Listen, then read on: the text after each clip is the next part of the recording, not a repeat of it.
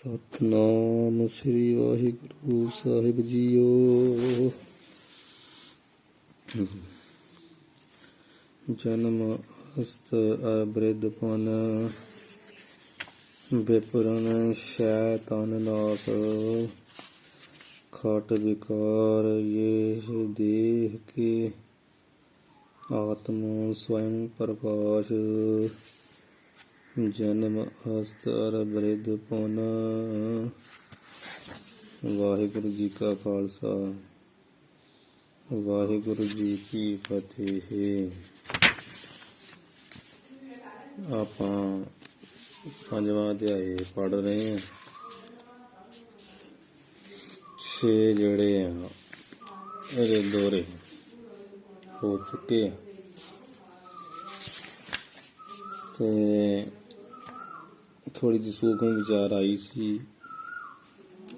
ਜਗ ਤੋਂ ਮੈਂ, ਤੂੰ ਜਗਤ ਮੈਂ, ਜੋ ਲਹਿ ਸਜ ਅਹੰਕਾਰ। ਜਿਹੜੇ ਬਚਨ ਆਉਂਦੇ ਵੀ ਸੰਸਾਰ ਦੇ ਵਿੱਚ ਤੂੰ ਆ ਤੇ ਤੂੰ ਸੰਸਾਰ ਵਿੱਚ ਆ, ਇਹ ਸਮਝਣਾ ਥੋੜਾ ਔਖਾ ਹੈ। ਜਿੱਦਾਂ ਕੋਈ ਵਿਦਵਾਨ ਸੁਣਾ ਦੇ ਆਪਾਂ ਹੀ ਸੁਣ ਲਈਏ ਤੇ ਪਰ ਪੱਲੇ ਕੁਝ ਨਾ ਪਵੇ, ਐਸੇ ਹੀ ਸਮਝ ਲਓ। ਹੁਣ ਜੋ ਪ੍ਰਮਾਣ ਤੌਰ ਦੇ ਜੇ ਸੌਖਾ ਸਮਝਾਇਆ ਜਾਵੇ ਉਹ ਇਹ ਆ, ਮੈਂ ਕਰ ਆਪ ਜੀ ਨੂੰ ਦੁਬਾਰਾ ਦੱਸ ਦਵਾਂ ਵੀ ਉਹ ਸੰਸਾਰ ਵਿੱਚ, ਸੰਸਾਰ ਤੇਰੇ ਵਿੱਚ ਕਿਵੇਂ ਆ ਤੇ ਤੂੰ ਸੰਸਾਰ ਵਿੱਚ ਕਿਵੇਂ। ਬ੍ਰਹਮ ਰੂਪ ਆਤਮਾ ਹੋਣੇ ਕਰਕੇ ਪੂਰੇ ਜਗਤ ਮੰਡਲ ਦਾ ਵਿੱਚ ਜਿਹੜਾ ਵਾਹਿਗੁਰੂ ਦਾ ਬ੍ਰਹਮ ਦਾ ਪ੍ਰਕਾਸ਼ ਹੈ ਨਾ, ਉਹ ਪ੍ਰਕਾਸ਼ ਰੂਪ ਹੋਣ ਕਰਕੇ ਹੀ, ਉਹਦੇ ਪ੍ਰਕਾਸ਼ ਤੋਂ ਬਿਨਾਂ ਤੇ ਕੋਈ ਨਹੀਂ ਨਾ ਹੈਗਾ।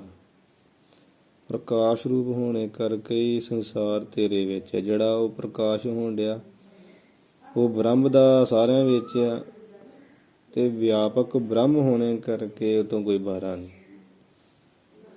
ਕਿਉਂਕਿ ਸਭ ਦਾ ਅਧਿਸ਼ਠਾਨ ਕਹੀਦਾ। ਉਂਝ ਵਿਦਵਾਨੀ ਬੋਲੀ ਆ ਤੇ ਆਸਰੇ ਨੂੰ ਅਧਿਸ਼ਠਾਨ ਕਹੀਦਾ। ਪ੍ਰਕਾਸ਼ ਰੂਪ ਆਸਰਾ ਹੋਣ ਕਰਕੇ ਤੇ ਸੰਸਾਰ ਦਾ ਅਧਿਸ਼ਠਾਨ ਰੂਪ ਹੋਣ ਕਰਕੇ ਇਹ ਖੇਡ ਆ ਵੀ ਜਗਤ ਤੇਰੇ ਵਿੱਚ ਆ ਤੇ ਤੂੰ ਜਗਤ ਵਿੱਚ ਆ। ਕਹਿਣ ਦਾ ਮਤਲਬ ਆਤਮਾ ਜਿਹੜੀ ਆ ਨਾ ਉਹ ਪਰਮਾਤਮਾ ਦੀ ਅੰਸ਼ ਆ ਤੇ ਆਤਮਾ ਜਦ ਪਰਮਾਤਮਾ ਦੀ ਅੰਸ਼ ਆ ਤੇ ਬ੍ਰਹਮ ਸਾਰੇ ਥਾਂ ਵਿਆਪਕ ਆ। ਉਹਦੇ ਵਿਆਪਕ ਹੋਣੇ ਕਰਕੇ ਹੀ ਵੀ ਸੰਸਾਰ ਵਿੱਚ ਹੋ ਗਿਆ, ਕਿਉਂਕਿ ਸਾਰੇ ਥਾਂ ਬ੍ਰਹਮ ਆ ਤੇ ਜਿਸ ਕਰਕੇ ਸੰਸਾਰ ਉਹ ਵਿਆਪਕ ਵਿੱਚ ਹੀ ਹੋ ਗਿਆ, ਬਾਹਰ ਤਾਂ ਨਹੀਂ ਨਾ ਵਿਆਪਕ ਤੋਂ। ਤੇ ਜਿਹੜੀ ਆਤਮਾ, ਜਿਹੜੀ ਸੱਤਾ ਸਭ ਦੇ ਅੰਦਰ ਆ ਜੜ ਚੇਤਨ ਚ, ਉਹਦੇ ਕਰਕੇ ਉਹ ਬ੍ਰਹਮ ਸਾਰਿਆਂ ਦੇ ਵਿੱਚ ਹੈ। ਸੌਖਾ ਦ੍ਰਿਸ਼ਟਾਂਤ ਹੋਰ ਇਹ ਜੋ ਬੋਲਣ ਵਾਲਾ ਉਹਨੂੰ ਤੇ ਸਮਝ ਆ ਜਾਂਦੀ ਹੈ, ਦੂਜਾ ਕਹਿੰਦਾ ਪਤਾ ਨਹੀਂ ਕੀ ਉਹਦੇ ਵਿੱਚ ਉਹ ਇਹ ਪ੍ਰਮਾਣ ਵੀ ਜਿਵੇਂ ਮਹਾਂਕਾਸ਼ ਆ ਸਾਰੇ ਥਾਂ ਵਿਆਪਕ ਆ। ਹਾਂ, ਸਾਰੇ ਥਾਂ ਵਿਆਪਕ ਹੋਣੇ ਕਰਕੇ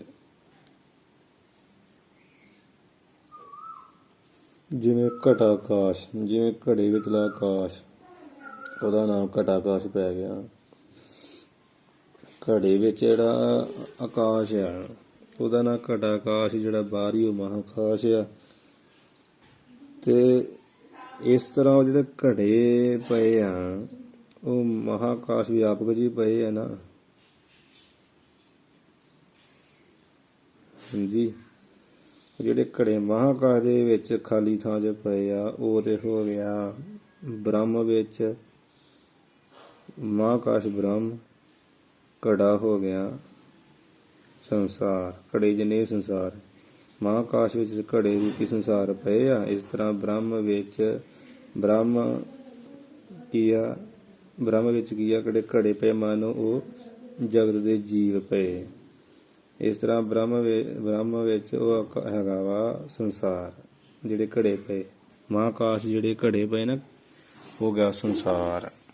ਬ੍ਰਹਮ ਵਿੱਚ ਜੋ ਜਗਤ ਤੋਂ ਮੈਂ, ਇਹਦਾ ਅਰਥ ਹੋ ਗਿਆ ਤੂੰ ਜਗਤ ਮੈਂ। ਤੂੰ ਜਗਤ ਵਿੱਚ ਕਿਵੇਂ ਆ ਵੀ ਜਿਵੇਂ ਆਕਾਸ਼ ਮਹਾਂਕਾਸ਼ ਦਾ ਹਿੱਸਾ ਹੀ ਘੜਿਆਂ ਵਿੱਚ ਆਉਣੇ ਕਰਕੇ ਉਹ ਬਣ ਗਿਆ ਘਟਾ ਆਕਾਸ਼। ਉਹ ਜਿਹੜਾ ਵਿਚਲਾ ਆਕਾਸ਼ ਆ ਉਹ ਮਹਾਂਕਾਸ਼ ਦਾ ਹਿੱਸਾ ਹੀ ਹੈ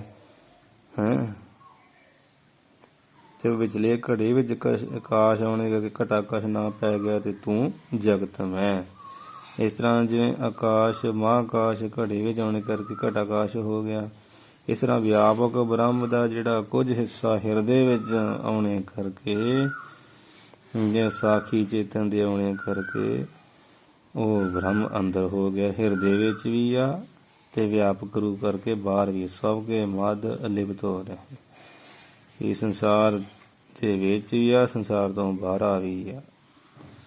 ਤੇ ਉਹ ਆਤਮਾ ਤੇਰੇ ਦੇ ਵਿੱਚ ਹੋਣੇ ਕਰਕੇ ਬ੍ਰਹਮ ਤੇ ਤੇਰੇ ਵਿੱਚ ਹੀ ਸੰਸਾਰ ਆ।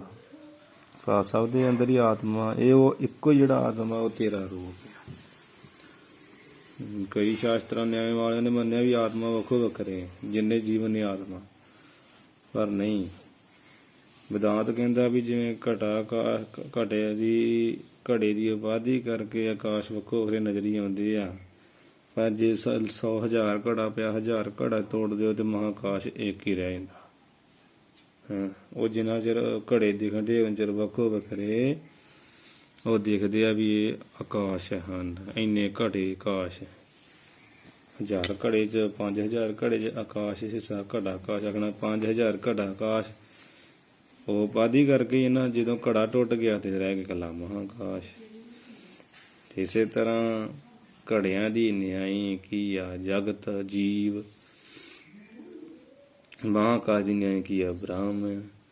ਬ੍ਰਹਮ ਵਿੱਚ ਜਿਵੇਂ ਆਕਾਸ਼ 'ਚ 5000 ਘੜਾ ਪਿਆ, ਤੇ ਇਸੇ ਤਰ੍ਹਾਂ ਸੰਸਾਰ ਰੂਪੀ ਬ੍ਰਹਮ ਜਿਹੜਾ ਬ੍ਰਹਮ ਰੂਪੀ ਆਕਾਸ਼ ਹੈ ਉਹਦੇ ਵਿੱਚ ਇਹ ਜੀਵਾਂ ਰੂਪੀ ਘੜੇ ਪਏ ਹੋਏ ਆ। ਇਸ ਤਰ੍ਹਾਂ ਜਗ ਤੋਂ ਮੈਂ, ਤੇਰੇ ਵਿਆਪਕ ਹੋਣੇ ਕਰਕੇ ਤੇਰੇ ਵਿੱਚ ਸੰਸਾਰ ਆ, ਪਰ ਤੂੰ ਮਹਾਂਕਾਸ਼ ਦੀ ਨਹੀਂ ਆ ਪ੍ਰਮਾਣ ਤੌਰ ਤੇ, ਤੇ ਤੂੰ ਜਗਤ ਮੈਂ। ਜੇ ਤੂੰ ਜਗਤ ਵਿੱਚ ਆ, ਜਿਵੇਂ ਮਹਾਂਕਾਸ਼ ਘੜਿਆਂ ਵਿੱਚ ਪਿਆ ਹੈ 5000 ਥਾਵਾਂ ਦੇ ਵਿੱਚ, 5000 ਘੜਿਆਂ ਵਿੱਚ, ਇਸੇ ਤਰ੍ਹਾਂ ਤੂੰ ਜੀਵਾਂ ਰੂਪੀ ਘੜਿਆਂ ਦੇ ਵਿੱਚ ਵੀ ਹੈ। ਮਤਲਬ ਤੇਰਾ ਆਪਾ ਹੀ ਹੈ ਸਾਰਾ ਕੁਝ। ਇਉਂ ਜਾਣ ਕੇ ਨਾ ਹੰਕਾਰ, ਭੰਗਤਾ, ਮਮਤਾ ਦਾ, ਮੈਂ ਮੇਰੀ ਦਾ, ਸਰੀਰ ਦਾ ਵੀ ਛੱਡ ਦੇ, ਕਿਉਂਕਿ ਘੜਾ ਟੁੱਟਦਾ ਹੀ ਹੈ।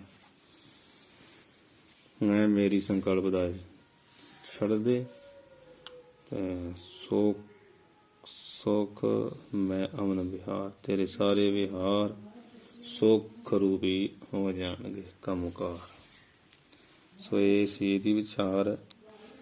ਹਜੇ ਵੀ ਆਪਣੇ ਉਹਨਾਂ ਦੇ ਬੜੇ ਸੂਖਮ ਤੌਰ ਤੇ ਸਮਝਾਈ ਆ, ਬੜੇ ਸੌਖੇ ਢੰਗ ਨਾਲ।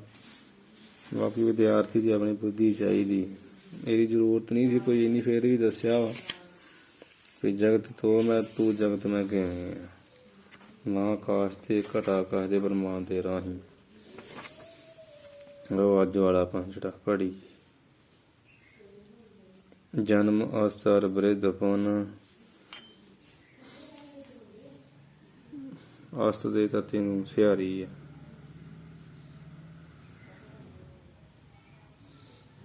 ਜੋ ਜੰਮਣਾ ਅਸਤ ਕਹੀਏ ਟਿਕੇ ਰਹਿਣਾ, ਔਰ ਕਹੀਏ ਅਦੇ ਉਨ ਕਹੀਏ ਫਿਰ ਜਵਾਨੀ ਅਤੇ ਬ੍ਰਿਧ ਕਹੀਏ ਬੁਢਾਪਾ ਹੈ।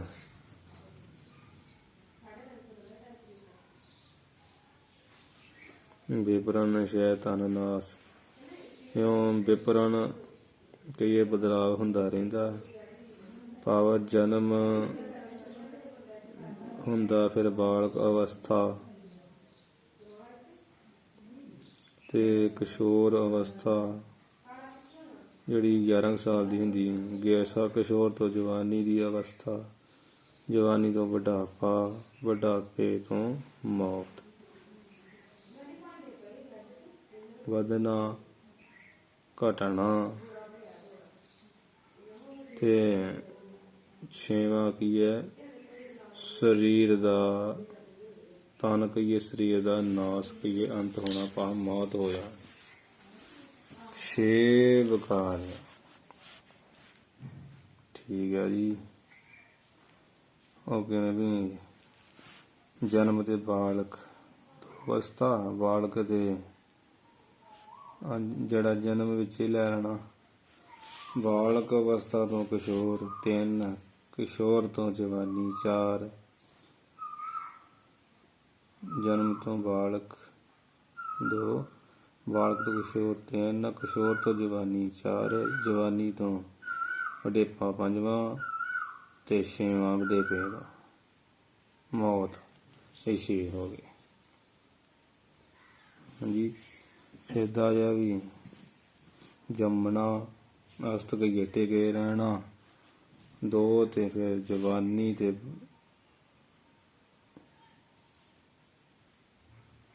ਜੰਮਣਾ 1, ਜਵਾਨੀ 2, ਵਡੇਪਾ 3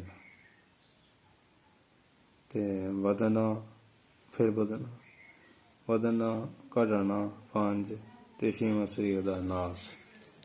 6 ਵਿਕਾਰ ਜਨਮ ਅਸਥਾਰ ਪ੍ਰਿਤਪੁਨ ਪਹਿਲਾ ਮਾਤਾ ਦੇ ਗਰਭ ਵਿੱਚ ਜਨਮ ਕਹੀਏ ਜੰਮਦਾ ਹੈ, ਦੂਜਾ ਫਿਰ ਧਰਤੀ ਤੇ ਪੈਦਾ ਹੋ ਕੇ ਆਪਣੀ ਅਸਥ ਕਹੀਏ ਮੌਜੂਦਗੀ ਬਣਾਉਂਦਾ ਟਿਕਾ ਕਰਦਾ, ਤੀਜਾ ਫਿਰ ਜਿਹੜਾ ਬ੍ਰਿਧ ਸਰੀਰ ਵੱਧਦਾ ਹੈ ਤਾਂ ਚੌਥਾ ਮਤਲਬ ਵਿਪਰਨ ਬਦਲਦਾ ਹੈ, ਸਰੀਰ ਬਦਲਦਾ ਹੀ ਹੈ ਨਾ।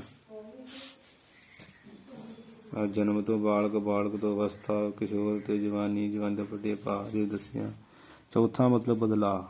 ਪੰਜਵਾਂ ਹੈ ਸਰੀਰ ਜਿਹੜਾ ਸ਼ੈ ਕਹੀਏ ਘਟਦਾ ਤੇ ਸੱਤਵਾਂ ਜਿਹੜਾ ਵਾ 6ਵਾਂ ਜਿਹੜਾ ਵਾ ਸਰੀਰ ਨਾਸ ਹੁੰਦਾ। ਇਹ 6 ਸਮਝ ਲੈਣੇ ਠੀਕ ਨਹੀਂ। ਜੰਮਣਾ ਹਸਤ ਮੌਜੂਦ ਟਿਕੇ ਰਹਿਣਾ, ਫਿਰ ਬ੍ਰਿਧ ਵਧਣ ਬਦਲਾਵ ਹੋਣਾ ਵਧਣਾ ਠੀਕ ਆ। ਬ੍ਰਿਧ ਦਾ ਅਰਥ ਵਧਣਾ ਤੇ ਫਿਰ ਵਿਪਰਨ ਕਹੀਏ ਬਦਲਾਵ ਹੁੰਦਾ ਸਰੀਰ 'ਚ 4, ਪੰਜਵਾਂ ਕਹੀਏ ਸਰੀਰ ਦਾ ਜਿਹੜਾ ਘਟਣਾ ਵਾ ਸ਼ਾਇਦ ਅਰਥ ਘਟਣਾ ਤੇ 6ਵੇਂ ਦਾ ਅਰਥ ਨਾਸ ਵੀ ਹੁੰਦਾ ਹੈ।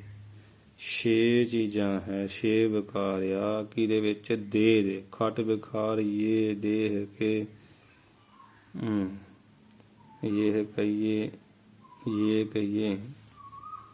ਇਹ ਪਾਠ ਅੰਦਰ ਵੀ ਇੱਥੇ ਹੈਗਾ ਵਾ ਈੜੀ ਸਹਾਰੀ ਹਾਹਾ ਜੀ ਹੈਗਾ ਵੀ ਖਟ ਵਿਕਾਰ ਇਹ ਦੇਹ ਕੇ ਮੁੱਖ ਪਾਠ ਹੈ ਇਹ ਲਾਵਾਂ ਖਟ ਵਿਕਾਰ ਇਹ ਦੇਹ ਕੇ ਇਹ ਕਹੀਏ ਇਹ ਦੇਖ ਕੇ ਕਹੀਏ ਸਰੀਰ ਦੇ ਖਟ ਕਹੀਏ 6 ਵਿਕਾਰ ਦੋਸ਼ ਆ। ਇਸ ਸਰੀਰ ਵਿੱਚ 6 ਦੋਸ਼ ਆ ਜਿਹੜੇ ਉੱਪਰ ਦੱਸੇ। ਆਤਮ ਸਵਯੰ ਪ੍ਰਕਾਸ਼ ਆਤਮਾ ਤਾਂ ਸਵਯੰ ਕਹੀਏ ਆਪਣੇ ਆਪ ਤੋਂ ਸੁਤੇ ਸਿੱਧੀ ਪ੍ਰਕਾਸ਼ ਚੇਤਨ ਸਰੂਪ।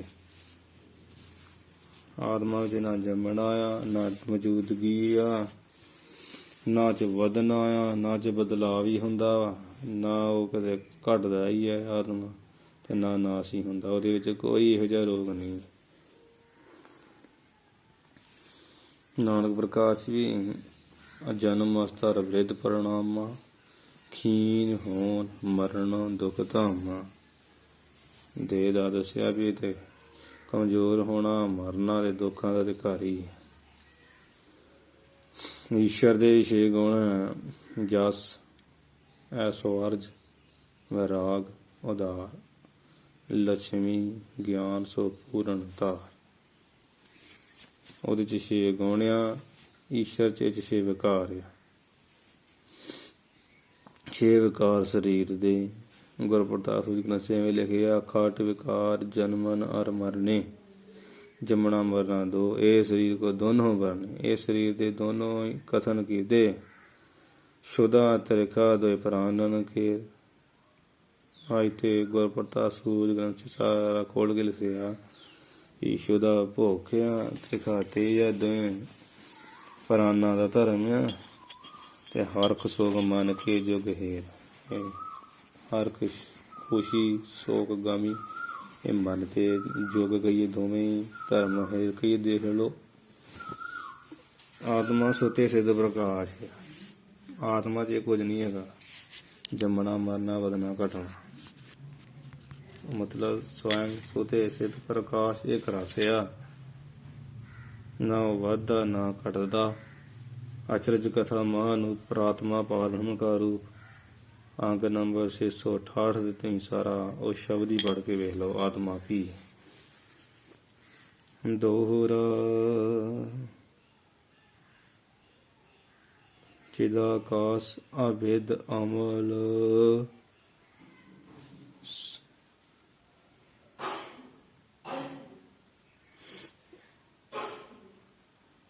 हे ਸਿੱਖ ਜੋ ਤੇਰਾ ਸਰੂਪ ਚਿਦਾਕਾਸ਼ ਕਹੀਏ ਚੇਤਨ ਆਕਾਸ਼ ਹੈ। ਜੋ ਤੇਰਾ ਸਰੂਪ ਇਹਨਾਂ ਦਾ ਚੇਤਨ ਆਕਾਸ਼ ਹੈ। ਅਭੇਦ ਕਹੀਏ ਵਿੰਨਣ ਤੋਂ ਰਹਿਤ ਆ ਤੇ ਅਮਲ ਕਹੀਏ ਅਮਲ। ਕਈ ਅਮਲ ਪਾਠ ਕਰਦੇ ਪਰ ਅਮਲ ਸਿੱਧਾ ਕਰ ਲਈਦਾ ਚਾਲ ਮੁਤਾਬਕ। ਅਮਲ ਆ ਪਾਪਾਂ ਦੀ ਮਲ ਕਹੀਏ ਮੈਲ ਤੋਂ ਰਹਿਤ। ਆ ਨਾਮ ਰਹਿਤ ਦਾ, ਮਲ ਨਾਮ ਮੈਲ ਦਾ। ਪਾਪ ਉਹ ਕਿਹੜੀ ਮੈਲ? ਪਾਪਾਂ ਦੀ, ਅਵਿਦਿਆ ਦੀ,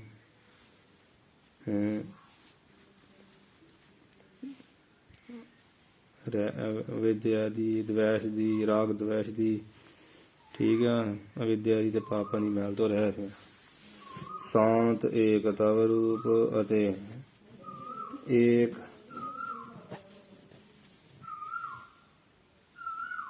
ਏਕ ਕਹੀਏ ਏਕ ਇੱਕ ਰਸ। ਇੱਕ ਰਸ, ਇੱਕ ਰਸ ਜਿਹੜਾ ਨਾ ਸ਼ਾਂਤ, ਸ਼ਾਂਤੀ ਰੂਪ ਕਹੀਏ ਸਰੂਪ ਹੈ ਤੇਰਾ। ਤੇਰਾ ਜਿਹੜਾ ਸ਼ਾਂਤ ਇੱਕ ਰਸ ਸ਼ਾਂਤ ਸਰੂਪ ਹੈ ਅਥਵਾ ਜਿਹੜਾ ਤੇ ਤਾਪ ਕਹੀਏ ਤੇਰਾ ਸਰੂਪ ਹੈ ਨਾ ਉਹ ਸਜਾਤੀ ਵਿਜਾਤੀ ਸਵੈਗਤ ਭੇਦ ਤੋਂ ਰਹਿਤ। ਉਹ ਤੇਰਾ ਆਪਣਾ ਸਰੂਪ ਹੈ, ਸ਼ਾਂਤ ਸਰੂਪ ਹੈ। ਉਹਦੇ ਵਿੱਚ ਸਵੈ ਜਾਤੀ ਦੀ ਆਤਮਾ ਵਰਗੀ ਕੋਈ ਬਰਾਬਰ ਦੀ ਜਾਤੀ ਨਹੀਂ ਹੈਗੀ ਤੇ ਵਿਜਾਤੀ ਉਲਟੀ ਜਾਤੀ।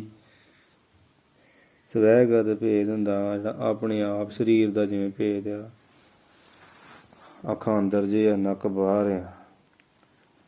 ਜਿਵੇਂ ਰੁੱਖ ਵਿੱਚ ਭੇਦ ਹੁੰਦਾ, ਥੱਲੇ ਮੁੱਢ ਉਤੋਂ ਪਤਲਾ ਜਾਂਦਾ, ਅਗਲੇ ਬੰਨੇ ਜਾ ਕੇ ਖੁੱਲ ਜਾਂਦਾ। ਟਾਹਣੀ, ਟਾਹਣਿਆਂ ਵਿੱਚੋਂ ਪੱਤੇ, ਪੱਤਿਆਂ ਵਿੱਚੋਂ ਗਾਂ ਫੁੱਲ, ਫੁੱਲਾਂ ਚੋਂ ਫਲ। ਇਹ ਭੇਦ ਆ। ਟਾਹਣੀ ਵਿੰਗੇ ਟੇਢੇ ਹੁੰਦੇ। ਸਵੈਗਤ ਆਪਣੇ ਆਪ 'ਚ ਜਿਹੜਾ ਗਤ ਭੇਦ ਆ। ਗਤ ਨਾਮ ਸਰੀਰ ਦਾ, ਆਪਣੇ ਸਰੀਰ ਵਿੱਚ ਭੇਦ ਜਿਹੜਾ ਹੁੰਦਾ। ਢਿੱਡ ਗਾਂ ਆ, ਛਾਤੀ ਪਿਛਾਂ ਆ, ਗੋਡੇ ਜੇ ਗਾਂ ਨੂੰ ਆ, ਪੈਰ ਗਾਂ ਨੂੰ ਆ।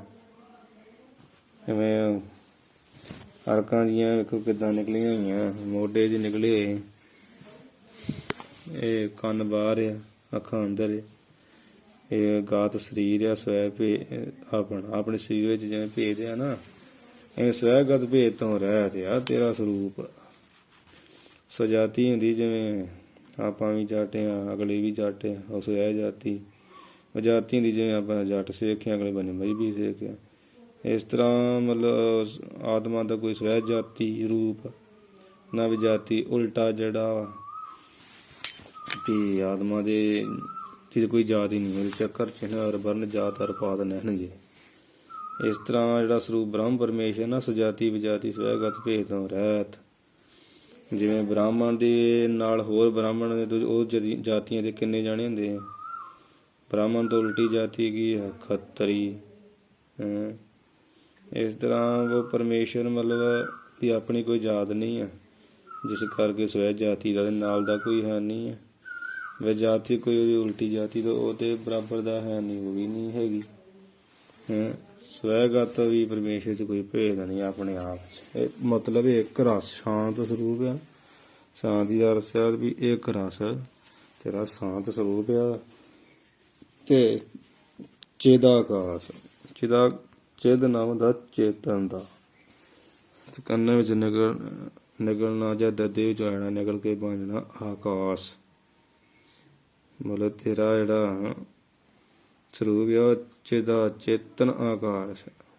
ਆਕਾਸ਼ ਵਾਂਗ ਇਹ ਵਿਆਪਕ ਸਰੂਪ ਆ ਤੇ ਚੇਤਨ ਆ, ਗਿਆਨ ਸਰੂਪ ਆ, ਪ੍ਰਕਾਸ਼ ਰੂਪ ਆ। ਚੇਤਨ ਹੁੰਦਾ ਪ੍ਰਕਾਸ਼। ਤੇਰਾ ਸਰੂਪ ਆਕਾਸ਼ ਰੂਪ ਆ। ਵਿਦ ਨਾ ਵਿੰਨਣ ਦਾ ਹੁੰਦਾ ਤੇ ਆ ਨਾਮ ਰਹਿਤ ਦਾ ਹੁੰਦਾ। ਵਿੰਨਣ ਤੋਂ ਰਹਿਤ ਆ, ਵਿੰਨਿਆ ਨਹੀਂ ਜਾ ਸਕਦਾ।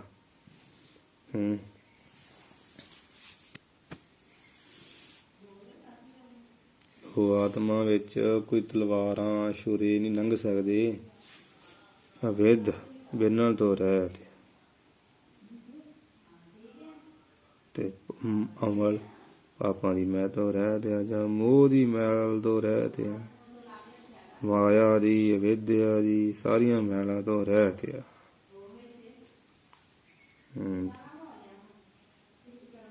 ਸ਼ਾਂਤ ਸੋ ਜਿਹੜੀਆਂ ਵਾਸ਼ਨਾਵਾਂ ਨਾ ਉਹਨਾਂ ਦਾ ਉਹਨੇ ਨਾਸ ਕੀਤਾ। ਉਹ ਉਹਨਾਂ ਦਾ ਨਾਸ ਰੂਪ ਆ ਆਤਮਾ।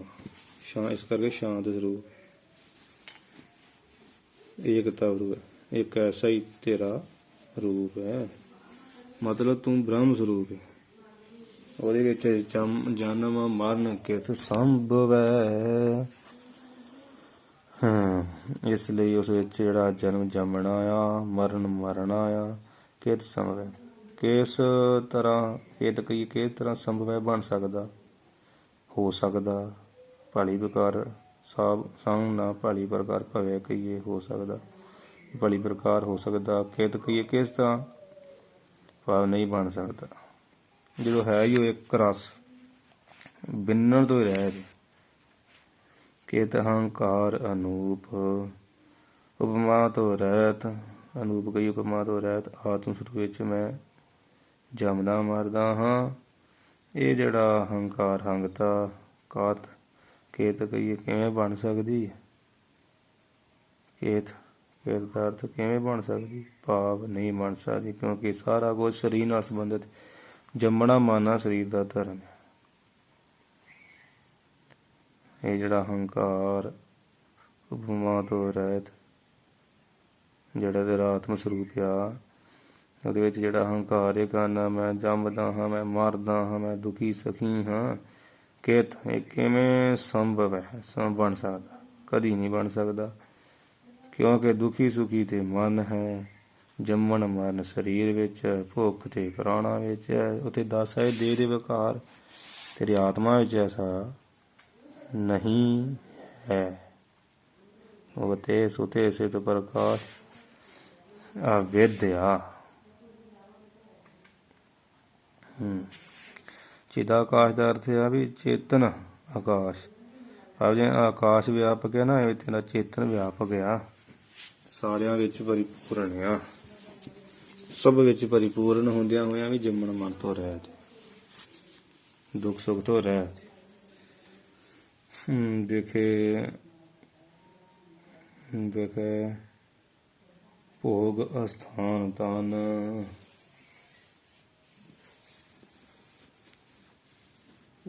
ਵਿਖੇ ਤੇ ਭੋਗ, ਭੋਗ ਦੇ ਗੱਗੇ ਨੂੰ ਸਿਹਾਰੀ ਆ ਗਾੜੀ ਅਸਥਾਨ ਤਨ। ਜੋ ਸ਼ਬਦ ਸਪਰਸ਼ ਰੂਪ ਰਸ ਗੰਧ ਇਹ ਵਿਖੇ ਕਹੀਏ ਵਿਸ਼ੇ ਹਨ। ਇਹਨਾਂ ਨੂੰ ਜਿਹੜਾ ਨਾ ਇਹਨਾਂ ਨੂੰ ਥਾਂ ਭਾਵ ਸਥੂਲ,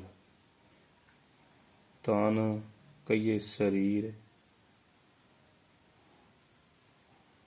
ਭੋਗ ਭੋਗਦਾ ਹੈ।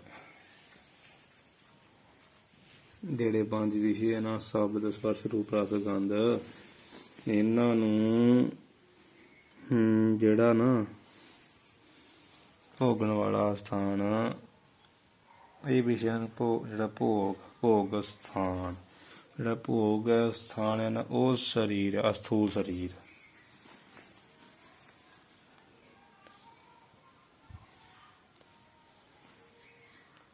ਮਤਲਬ ਸਥੂਲ ਸਰੀਰ ਜਿਹੜਾ ਆਪਣਾ ਦਿਖ ਰਿਹਾ। ਕਈ ਥਾਂ ਦੇ ਪਾਠ ਵਿਖਿਆ ਭੋਗਤਾ ਸਥਾਨ ਤਨ, ਭੋਗਤਾ ਸਥਾਨ ਇਕੱਠਾ ਹੀ ਪਾਠ ਆ, ਤੇ ਉਹ ਬਣੂਗਾ ਵੀ ਇਹਨਾਂ ਨੂੰ ਜਿਹੜਾ ਭੋਗਤਾ ਕਹੀਏ, ਭੋਗਣ ਦਾ ਅਸਥਾਨ ਆ ਜਾਂ ਥਾਂ ਆ, ਵੀ ਉਹ ਕਿਹੜਾ, ਉਹ ਹੈ ਤਨ। ਤਨ ਕਹੀਏ ਸਥੂਲ ਸਰੀਰ ਆ, ਆ ਜਿਹੜਾ 5 ਦਿਨਾਂ ਦੇ ਸਾਹਮਣੇ ਦਿਖਣ ਡਿਆ ਨਾ ਸਾਡਾ ਮੋਟਾ ਸਰੀਰ, ਸਭ ਨੂੰ ਨਜ਼ਰੀ ਆ ਰਿਹਾ, ਇਹੀ ਸ਼ਬਦ ਸਪਰਸ਼ ਰੂਪ ਰਸ ਗੰਧ ਭੋਗਤਾ। ਇਹ ਅੱਖਾਂ ਨਾਲ ਹੀ ਆਪਾਂ ਜਿਹੜਾ ਰੂਪ ਦੇਖਦੇ ਹਾਂ, ਕੰਨਾਂ ਨਾਲ ਆਪਾਂ ਸ਼ਬਦ ਸੁਣਦੇ ਹਾਂ, ਸਪਰਸ਼ ਜਿਹੜਾ ਵਾ ਇਸ ਚਮੜੀ ਨਾਲ ਹੀ ਕਰਦੇ ਹਾਂ। ਸੂਖਮ ਸਰੀਰ ਦੀ ਚਮੜੀ ਜਿਹੜੀ ਉਹਦੇ ਉੱਪਰ ਸਪਰਸ਼ ਹੀ ਨਹੀਂ ਹੁੰਦੀ। ਨੱਕ ਨਾਲ ਸੁਗੰਧੀ ਲੈਂਦੇ ਹਾਂ ਤੇ ਜਬਨ ਰਸਨਾ ਨਾਲ ਰਸ ਲੈਂਦੇ ਹਾਂ। ਇਸ ਤਰ੍ਹਾਂ ਭੋਗਤਾ ਦਾ ਸਥਾਨ ਕੀ ਹੈ? ਤਨ, ਸਰੀਰ, ਕਿਹੜਾ? ਸਥੂਲ ਸਰੀਰ, ਮੋਟਾ ਸਰੀਰ ਜਿਹੜਾ ਦੇਖਣ ਡਿਆ। ਸਾਧ ਕੇਂਦਰੀ ਜੋਏ, ਜੋਏ ਦਾ ਕਹੀਏ ਜਿਹੜੀਆਂ ਨੱਕ, ਹੁਣੇ ਦੱਸਿਆ ਜਿਵੇਂ ਕੰਨ, ਨੱਕ, ਅੱਖਾਂ, ਚਮੜੀ, ਰਸਨਾ ਆਦਿ ਇੰਦਰੀਆਂ ਹਨ, ਗਿਆਨ ਇੰਦਰੀਆਂ। ਇਹ ਵਿਸ਼ਿਆਂ ਦੇ ਸਾਧਕ ਕਹੀਏ, ਸਾਧਨ ਹਨ। ਇਹ ਜੇ ਸਾਧਨ ਹੀ ਆ ਜੋ ਇੰਦਰੀਆਂ ਹਨ, ਇਹ ਸਾਧਨਾਂ ਦੀ ਤਰ੍ਹਾਂ ਚਮਚੇ ਹਨ। ਵਿਸ਼ੇ ਭੋਗਣ ਵਾਸਤੇ ਹੱਲਾਸ਼ੇਰੀ ਦੇਣ ਵਾਲੀਆਂ ਚਮਚੇ ਹੈ। ਚਮਚੇ ਸਾਧਨਾਂ ਦੀ ਤਰ੍ਹਾਂ, ਜਿਹੜੇ ਆ ਸਾਧਨ ਆ, ਸਾਧਕ ਇੰਦਰੀ, ਜੋ ਇੰਦਰੀਆਂ ਨਾ, ਇਹ ਸਾਧਕ ਕਹੀਏ, ਜਿਹੜਾ ਸਾਧਨਾ ਸਾਧਕ ਸਾਧਨ ਹੁੰਦੇ ਆ, ਉਹਨਾਂ ਸਾਧਨਾਂ ਦੇ ਚਮਚੇ ਆ। ਵਿਸ਼ੇ ਭੋਗਣੀਆਂ 'ਚ ਹੱਲਾਸ਼ੇਰੀ ਦੇਣੀਆਂ ਅੱਖਾਂ, ਰੂਪ ਵੇਖਣ ਨੂੰ ਮਜਬੂਰ ਕਰਦੀਆਂ।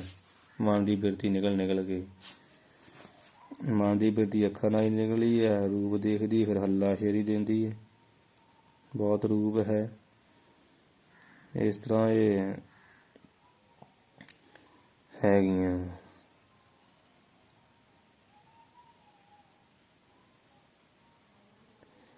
ਇਉਂ ਆਹੇ ਭੋਗਤਾ ਬੁੱਧ ਮਨ, ਆਹੇ ਭੋਗਤਾ ਬੁੱਧ ਮਨ। ਇਹ ਸਿੱਖ ਤੇਰਾ ਜਿਹੜਾ ਸਥੂਲ ਸਰੀਰ ਹੀ, ਬੁੱਧੀ ਤੇ ਮਨ ਹੀ ਵਿਸ਼ਿਆਂ ਨੂੰ ਭੋਗਣ ਵਾਲੇ ਹਨ। ਆਹੇ ਭੋਗਤਾ ਬੁੱਧ ਮਨ, ਤੇਰਾ ਜਿਹੜਾ ਸਥੂਲ ਸਰੀਰ ਹੈ ਨਾ, ਉਹੀ ਭੋਗਣ ਵਾਲਾ। ਭੋਗਤਾ ਕੀ ਹੈ? ਭੋਗਣ ਵਾਲਾ ਵਿਸ਼ਿਆਂ ਨੂੰ, ਅਥਵਾ ਬੁੱਧੀ ਤੇ ਮਨ ਹੀ ਤੇਰਾ ਵਿਸ਼ੇ ਨੂੰ ਭੋਗਣ ਵਾਲਾ। ਤੂੰ ਨਾ ਚਤੁਸ਼ਟਾ ਹੋਏ, ਪਰ ਜਿਹੜਾ ਚਤੁਸ਼ਟਾ ਅੰਤःਕਰਨ ਆ, ਚਤੁਸ਼ਟਾ ਨੂੰ ਤਾਂ ਚਾਰ ਚੀਜ਼ਾਂ ਦਾ ਮੰਨਿਆ ਗਿਆ ਨਾ ਅੰਤःਕਰਨ, ਇਸ ਕਰਕੇ ਉਹਨੂੰ ਚਤੁਸ਼ਟਾ ਅੰਤःਕਰਨ ਕਿਹਾ ਜਾਂਦਾ। ਪਰ ਚਾਰੇ ਅੰਤःਕਰਨ ਇਹਨਾਂ ਦਾ ਭੋਗਤਾ ਨਾ ਕਹੀਏ ਨਹੀਂ ਹੋ ਸਕਦੇ। ਹਾਂਜੀ, ਆਹੇ ਭੋਗਤਾ ਬੁੱਧ ਮਨ, ਇਹਨਾਂ ਭੋਗ ਦਾ ਆਨੰਦ ਪ੍ਰਾਪਤ ਕਰਨ ਵਾਲੇ ਬੁੱਧੀ ਤੇ ਮਨ ਆਹੇ ਹਨ। ਪਰ ਇਹ ਜੀਵ, ਤੇਰਾ ਸਰੂਪ ਇਹਨਾਂ ਚਤੁਸ਼ਟਾ ਚਾਰਾਂ ਵਿੱਚੋਂ ਇੱਕ ਵੀ ਨਹੀਂ ਹੈ। ਤੂੰ ਨਾ ਚਤੁਸ਼ਟਾ ਹੋਏ।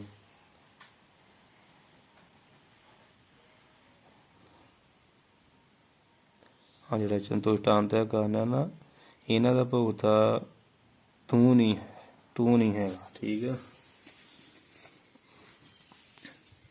ਮਤਲਬ ਮਨ ਨਹੀਂ ਹੈ ਤੂੰ, ਬੁੱਧੀ ਨਹੀਂ ਹੈ, ਚਿੱਤ ਨਹੀਂ ਹੈ, ਅਹੰਕਾਰ ਨਹੀਂ, ਤੂੰ ਚੌਵਾਂ ਤੋਂ ਪਰੇ ਹੈ, ਸਗੋਂ ਪ੍ਰਕਾਸ਼ ਦੇਣ ਵਾਲਾ। ਬੁੱਧੀ ਵੀ ਆ, ਮਨ ਵੀ ਆ, ਵਿਸ਼ੇ ਨੂੰ ਭੋਗਣ ਵਾਲਾ। ਉਹ ਕਿਵੇਂ ਕਿ ਮਨ ਤੋਂ ਹੀ ਬਿਰਤੀ ਉੱਠ ਕੇ ਜਾਂਦੀ ਆ, ਅੱਖਾਂ ਰਾਹੀਂ ਉਹ ਰੂਪ ਦਾ ਗ੍ਰਹਿਣ ਕਰਦੀ, ਫਿਰ ਬਿਰਤੀ ਮੁੜ ਕੇ ਵਾਪਸ ਆਉਂਦੀ ਮਨ ਵਿੱਚ, ਫਿਰ ਬੁੱਧੀ ਦਾ ਨਿਰਣਾ ਕਰਦੀ ਰੂਪ ਕੈਸਾ ਹੈ, ਇਹ ਪਦਾਰਥ ਕੈਸਾ ਹੈ, ਜੋ ਵੀ ਹੈ ਇੱਕ ਪਾਸੇ ਨਿਰਣਾ ਕਰਦੀ। ਇਵੇਂ ਫਿਰ ਭੋਗਣ ਵਾਲੇ 5 ਜਿਹੜੇ ਵਿਸ਼ੇ ਆ, ਉਹਨਾਂ ਨੂੰ ਤੇ ਸਥੂਲ ਸਰੀਰ ਭੋਗਦਾ ਤੇ ਸਾਧਨ ਇਹਨਾਂ ਦੇ ਆ ਪੰਜ ਆ, ਕੰਨ, ਨੱਕ, ਅੱਖ, ਚਮੜੀ, ਰਸਨਾ, ਇਹ ਸਾਧਨ ਜਿਨ੍ਹਾਂ ਦੇ ਰਾਹੀਂ ਮਨ ਆਪਣੀ ਚੀਜ਼ ਬਿਰਤੀਆਂ ਪਚਾ ਪਚਾ ਕੇ ਤੇ ਗ੍ਰਹਿਣ ਕਰਦਾ ਤੇ ਬੁੱਧੀ ਨਿਰਣੇ ਕਰਦੀ। ਇਹ ਭੋਗਣ ਵਾਲੇ ਸਰੀਰ ਜਿਹੜਾ ਇਹ ਆਨੰਦ ਜਿਹੜਾ ਭੋਗਾਂ ਦਾ ਆਨੰਦ ਪ੍ਰਾਪਤ ਕਰਨ ਵਾਲਾ ਨਾ, ਉਹ ਬੁੱਧੀ ਦੇ ਮਨ ਆ, ਇਹ ਇੰਦਰੀਆਂ ਤੇ ਇਹ ਮਨ ਇਹ ਸਿੱਖ ਜਿਹੜਾ ਤੇਰਾ ਚਤੁਸ਼ਟਾ ਅੰਤःਕਰਨ ਆ ਨਾ, ਉਹ ਮਤਲਬ ਵਿਸ਼ੇ ਭੋਗਣ ਵਾਲਾ ਵਾ, ਤੂੰ ਨਹੀਂ, ਕਿਉਂਕਿ ਤੇਰਾ ਆਤਮਾ ਪਰੇ, ਕਿਉਂਕਿ ਨਾ ਤੇ ਤੂੰ ਸਰੀਰ ਹੈ, ਨਾ ਤੂੰ ਇੰਦਰੀ ਰੂਪੀ ਹੈ, ਨਾ ਹੀ ਤੂੰ ਮਨ, ਨਾ ਬੁੱਧ, ਨਾ ਚਿੱਤ, ਨਾ ਅਹੰਕਾਰ। ਭਾਵ ਸੰਤੁਸ਼ਟਾ ਜਿਹੜਾ ਅੰਤःਕਰਨ, ਉਹ ਤੇ ਤੂੰ ਨਹੀਂ ਨਾ ਹੈਗਾ।